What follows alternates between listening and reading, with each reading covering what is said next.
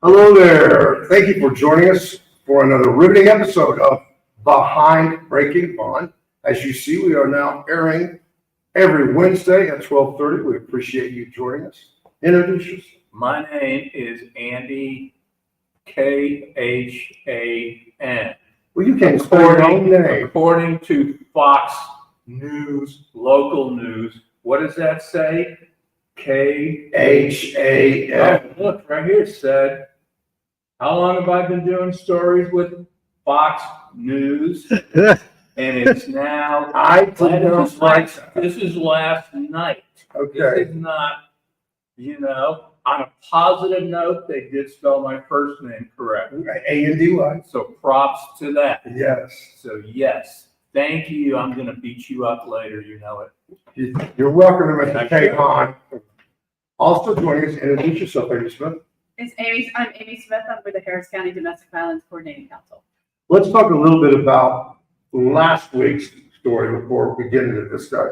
Well, you said it was the first time you've ever seen this before. A guy actually is on bond and serves a sentence at the same time. So I'm not, like I said, we've seen a lot, done a lot, but here's a guy who I think he had like 6 prior felony convictions. He's been in prison multiple times, at least 3 offenses for violent offenses, aggravated assault with a deadly weapon, who's actually in prison for 2 years for felon in possession of a weapon, a gun.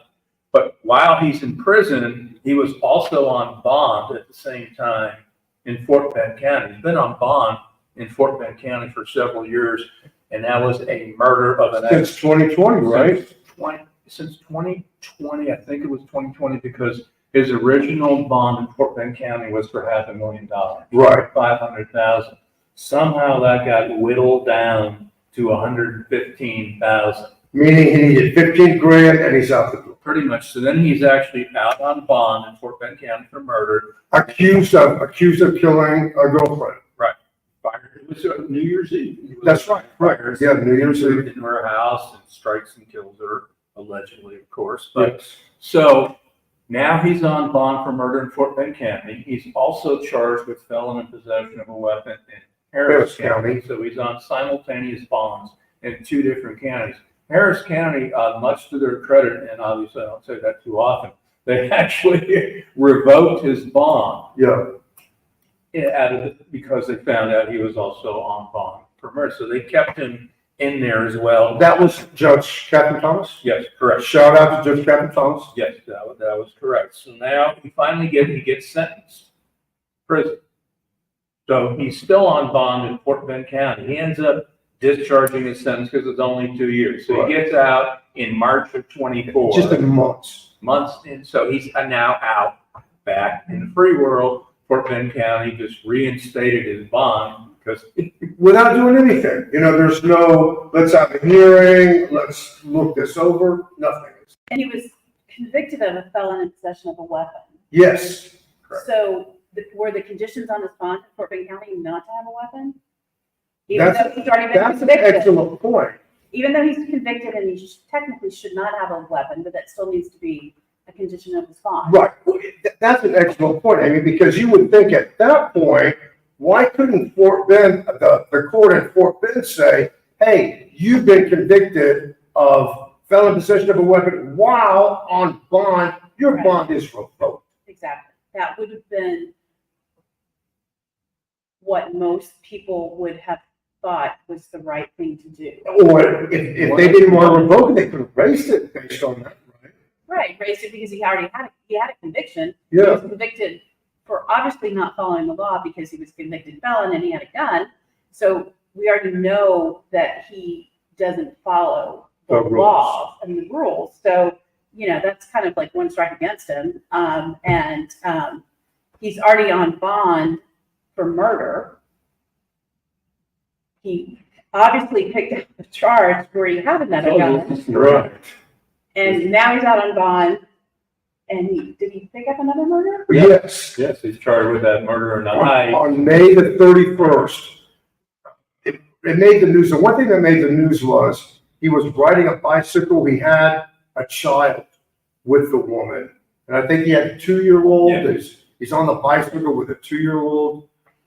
Is that, you've got somebody here that twice is accused of killing a partner, killing a girlfriend. Is that unusual or no?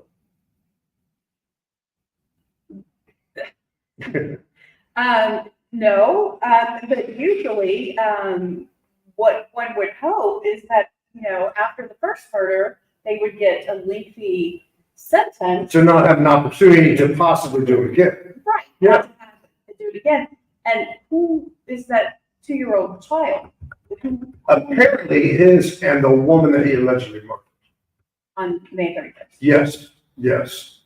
And he had the child with him when he murdered her? Yes, and the crazy thing was the first case, what was it? There was a child there too. Correct. Who was also injured, right? Right, he allegedly fires through the window. And let me back up a minute because I was wrong. He did not allegedly kill the girlfriend.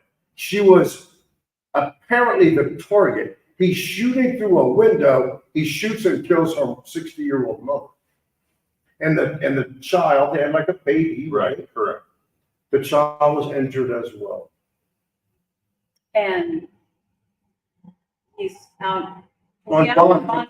He was out on bond for that. Now, How many times he was out on bond, what he was in prison, what he was in prison for? Yeah, I know, it's- And now he's like a second one. right. So is he currently out on bond again? No. Thank goodness, no. He is not on bond now. This one here, Mr. Leonard, Which one we're talking about? The one we're doing, Yeah. we're doing? this would be last night's breaking bond. Okay, so this guy, Jason Meinelt, Why not? has 4 prior felony convictions. He was just given a year sentence for assault of a family member. So that was a 1-year sentence. That victim in the 22 assault case, who also had a protective order on her, is now supposedly the victim, murdered one of his allegedly murdered her. So now he's back again. But what story again is you got a guy with multiple convictions. He gets a felony criminal mischief. He's ransacked a whole bunch of things, and he's given a PR bond. Is the victim of the criminal mischief the No. victim, or is it a different victim? Different victim. Yep. So it's a different victim on that. So he's given a felony PR bond in November of 23. Fails to show up for court. Bond forfeiture. Now he's wanted. So he's been wanted for what, 5-6 months? But probably in less than 2 weeks after he's released on the PR bond, his girlfriend, his 50-year-old girlfriend, Jessica Perry, is found in a motel room on FM 1960 where they were staying. Now, at that time, if you going by news stories and stuff, he was real cooperative. There wasn't an issue. It must have been one of those situations too where it wasn't obvious that she was murdered. It was, we're going to have to do an autopsy, but we're going to have to run all these tests. So don't you think it took a while for them to find that out, that it was a murder? It did. Yeah. It did. It was, you're looking at it right here. So, on December 8th, that's like 2 weeks after he gets the PR bond. They were staying there. She became unresponsive. He denied any responsibility. Could follow-up investigation said that Jessica Perry died from blunt force trauma. But the one thing that I don't understand, he would not have been wanted by them when the sheriff's department goes there to investigate. Isn't he a wanted fugitive? You want to talk about timing is everything, because it was 3 days after. Wow. 3 days after. But you could have easily ascertained that he was on a PR bond. Right, yeah, just for his name. If you did a records check. Yeah. But he was on a PR bond for a criminal mischief where she wasn't listed as the victim. That's correct. And I will say, we had the coordinating council facilitates the adult violent death review team. We had a meeting this morning. The defendant in that particular case had racked up like over 107 years in prison on burglaries. Wow. However, he ended up killing his partner. And so, like, when you look at his criminal record, there was no violence. Right. There was absolutely no violence. But then he ended up killing his partner. So there's a correlation between, one of the on a risk assessment tool we use, one of the risks that we assess for is do they have a criminal history? It Right. doesn't matter what their criminal history is, Whether or not it's violent. whether or not it's violent. It's just, do they have a criminal history? Because what we know is if they have a criminal history, they don't care. They don't Right, care. yeah. They're not abiding by Yeah. the law. They're not abiding by So what in they this, have to in this do. particular case right here, you would have known that he was previously convicted of felony assault on her. Jessica, you would have known that, right? The investigators probably should have run his record to know that. Now, depending on what the scene was like, how it was presented, because basically, as we all know, there's only two people that know what happened in a murder and Right. what's dead. Yeah. So the murderer can tell whatever story they want to make it look good, Right. to make themselves look good until the investigation gets on to a little, into a little further. But yes, knowing that he was on a PR bond, but like I said, it was a criminal mischief PR bond. I'm sure once they dug in further and found out that he had these other convictions, even if one was for her, who knows, were the others her as well? At least one was, right? Yes. Correct. So we know that he had a history of family violence, so that would have been a red flag, which would have triggered more trying to figure out how she died. Yeah. Which, again, the medical examiner usually determines how the person died, especially if there's no visible signs, Right. like trauma. Obviously, she died from blunt force trauma, but it was in the back of her head where you couldn't. It wasn't obvious. It wasn't obvious. I mean, it's not like a gunshot or a stab wound or even a strangulation.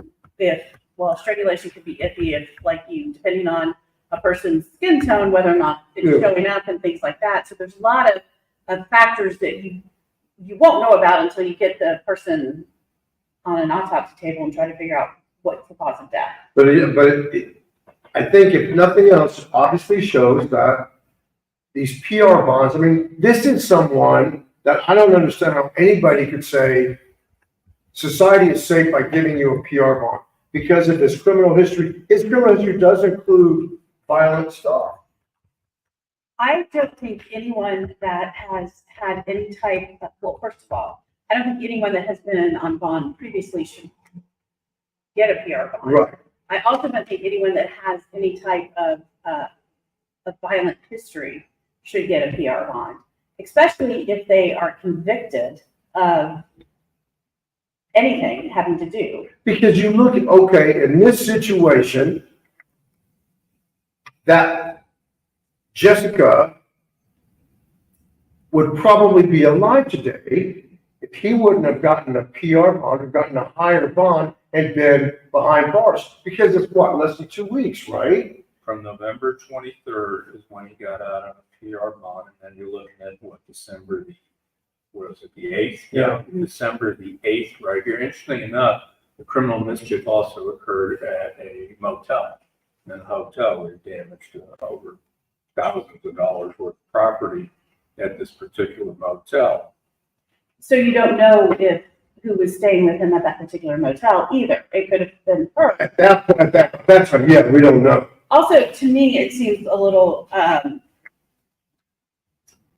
it would make me uneasy to release a person on a PR bond that does not have an address, Right. like a verifiable address. That's an Now, excellent point. well, whether or not they tell the truth on their PR when they are being interviewed or not, Yeah. whether they say it or they give their mother's address or somebody's address that they can verify, but the fact that it sounds like he did not have a permanent address, that would be a concern to me. You want to know about another interesting timing is everything in life? Yeah. When he was out on bond on a felony family assault, one of his bond conditions was an ankle monitor.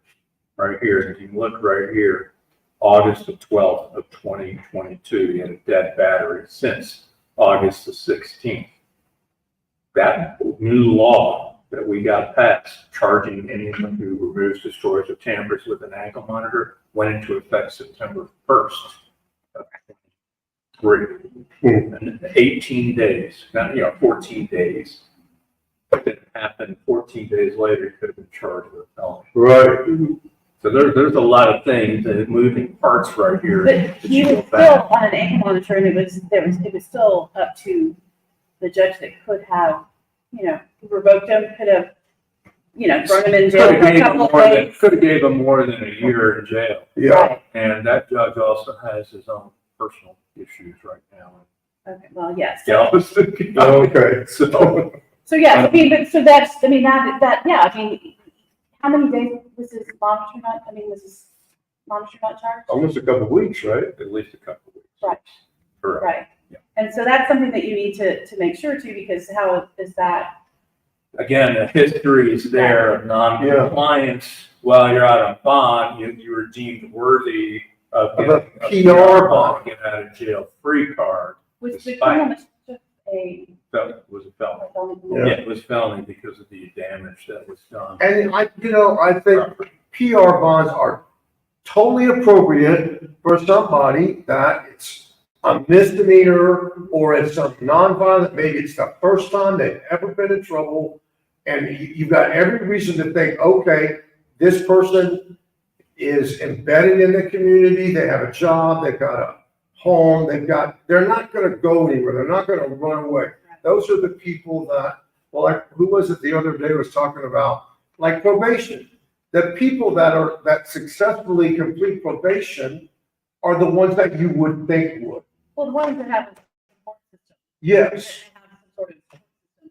Now, granted, the purpose of the O'Donnell decree, which is only in misdemeanor cases, that's right. was, we're jailing the poor, which means that, if he doesn't have a permanent address, then he can't stay in jail. However, this was a felony, which the O'Donnell decree does not. So he was actually, Regulate. here's the other interesting thing, if you look right here, so he was actually bonded out before there was a probable cause. Yeah, he basically walked out the door. They didn't even have a PC hearing Yeah, on this. Yeah. The magistrate just gave him, right. before you could, Apparently, they must go through some of them before they actually have the docket, and they go ahead and decide before they hear anything. It's like, okay, give him a PR bond, give him a PR bond. It's crazy. I have no words for that, but I mean, everyone deserves to be heard, Yes. and everyone deserves to, I'm sure the hotel was not thrilled because they needed X number, if it's a felony, that's a lot of damage Right. to their he hotel. destroyed every appliance that was in the room he was staying in. Right. Yes. So I'm sure they were not thrilled because that cost them a lot of money as well. Yeah, microwave, television, air conditioning unit. Well, this is a vital You're refused to let housekeeping come in. Obviously, he has some anger. Right.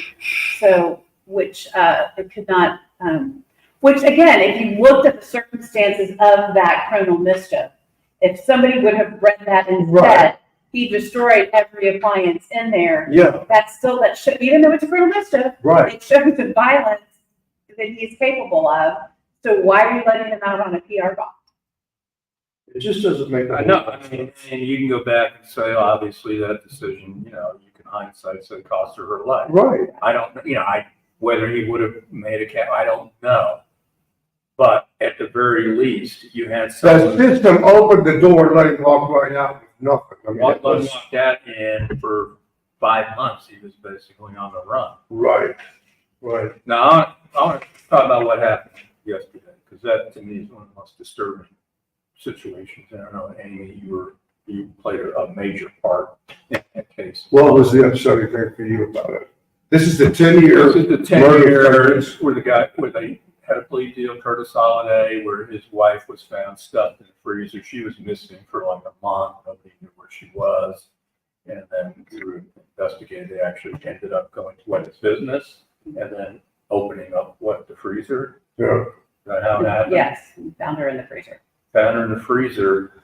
I mean, if you look And so he was also on felony bond for continuous family violence. And while on felony bond, he violated his protective order. And then once again, they let him back out on that. And I want to say it was a PR bond. I'm not have to go back and look. But bottom line was there's a history there as well. And you look at some of the stuff right here, and it was documented. Go ahead and look at this. Kicking, hitting, taking the glasses and phone, locking her in a room. Keeping her, restricting her from food, water, the restroom while keeping her in a room. Dragging her by the hair.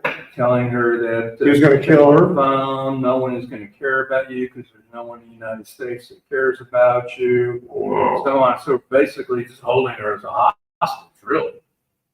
I think her life merited more than 10 years. That's just my perspective on that. What's your take, Amy? I think that her life merits more than 10 years. However, we don't know all the circumstances around what evidence there was for this particular case. That there could have been a lot of different factors that went into play. I'm just happy that he pled guilty. Yeah. Because there's a real possibility that he could have been found not guilty. But he pled guilty, which means he can't appeal it. Right. So He's now a convicted he's not a murderer. murderer. Right. That's right. Here's the other rub. He's allowed to remain on bond until July 19th for formal sentencing. That is what I would be concerned about. I'm concerned that they didn't take him immediately into custody. He might run. Or We've actually had. whatever, who knows what's going to happen. You're right. It's a little over a month. So there's lots of things that could happen. That's a good point. And so that's what concerns me, is that he just wasn't immediately taken into custody to begin his sentence. Which we know he'll have to serve half of, so he's eligible for parole. That's just so crazy. 5 years for taking someone's life. It's just, No, he's going to serve the full 10 years. Mark my words. he'll make sure of that. Amy Smith, thank you so much for joining us. Appreciate it. Thank you all for watching. Be sure to watch Breaking Bond Tuesday nights, Fox 26 News at 9, and watch Behind Breaking Bond on all of our social media channels and the web at 12:30 on Wednesdays. Hey, be kind to yourself and everyone else. Peace out. Bye. Thank you.